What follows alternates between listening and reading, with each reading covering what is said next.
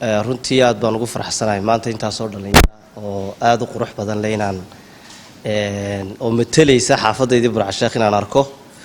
qaarkood laga yaabo in sanadka dambe ay intay ka tagaan Burco Sheek ay xulka gobolka metelaan runtii aad baan idin salaamayaa dhamaantiin ka bacdi halkan waxaan doonayaa inaan ka yaro xuso dhalinyarta iskoodii soo abaabushay ee damcay in ay idin sameeyaan caawa xafladan isu imaatinka ah inta joogto maahay in kale oo badan baa inaga maqan iyagana aan xuso oo runtii aan iraahdo thank you inta ka bacdi haddaan u soo gudbo koob ka socda waxa weeye koobkii xaafadaha in maanta aan xaafada dhalinyarteeda aanu dhiirigelino ku ciyaaraysa magaca runtii waa fikir ka yimi dhalinyarta halkan fadhida iyo in kale oo naga maqan waan ka xumahay inaan labadii ciyaarood hore horta daawan waayo oo arrimaha aniga shakhsiga oo xagga shaqada ii saamixi waayay laakiin waxaan kusoo dadaalayaa haddii alla ka dhigo inaan ciyaaraha dambe idin imaado idin dhiirigeliyo intanoo keliya maahaane inaanay noqonin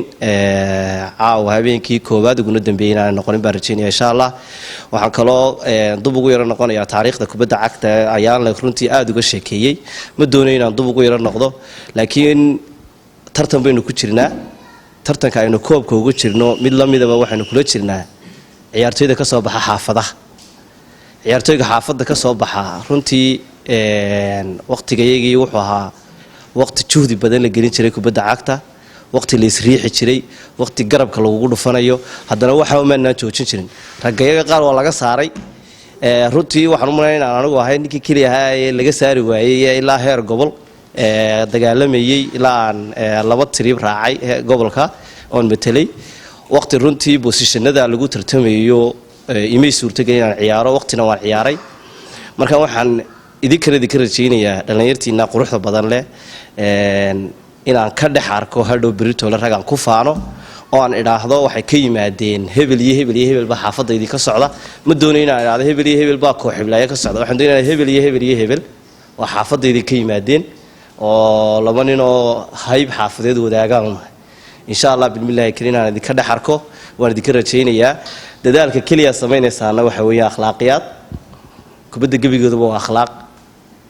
anigu weligii ma garanayo garoon aan soo galo aan casaan qaato taariikhdana waa la hayaa amaba aan xanaaqo amaba aan tababaro ku afceliyo ama aan maamul sare ku afceliyo taariikhdayda kuma jirto waa inta kaliya aan taariikhdayda ugu jirin runtii waxaan idinla jeclaan lahaa idinkuna in aad sidaas ka sii wanaagsan waxa ciyaaraysan waa kubad walaalka hadduu ka fiican yahay sacabka u garaa laakiin waxaad samaysaa haddaa isku dhowdhowda inaad challenge garayso kubaddu waa challenge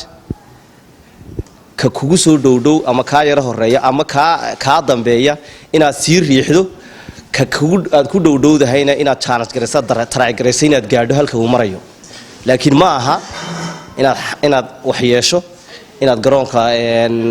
ka dhex samayso buumin ama buuq inaad garsoorka isxagxagataan inaad maamulkaaga isxagxagataan mid kaliya ma idin kula dardaarmaya kubadda cagtu way fara badan tahay la caaw ka gayoon min hadaan sayriskooda aan ka sheekeeyo ta kaliya idin kula dardaarmaya waxa weeyaan maamulka marka hogaaminaya garoonka kubadda cagta idinku hogaaminayo marka garoonka ku gashaan ma aha taxaafadaha kaliya sideedaba qofka hadduu doonayo horumar inuu ka sameeyo kubadda cagta waa inuu maamulka adeeco ama ha ciyaara ama ha fadhiisto waqti baa jirtay anagu baan fadhinay waa laga gudbaa waxay kugu xiran tahay adiga gudubka inaad ka gudubto inaad kaydka noqoto inaad ka gudubto dadaal adiga bay kugu xiran tahay haddaad u cadhooto tababaro wuxuu laga yaabaa ciyaartooy ka wanaagsan oo garoonka ka wanaagsan inuu fadhiyo mid laga wanaagsan inuu gudaha ku jiro inaad tiraahdo ma hebel waan ka wanaagsanahay waxa laga yaabaa wuxuu tababaro ku doortay buu qabaa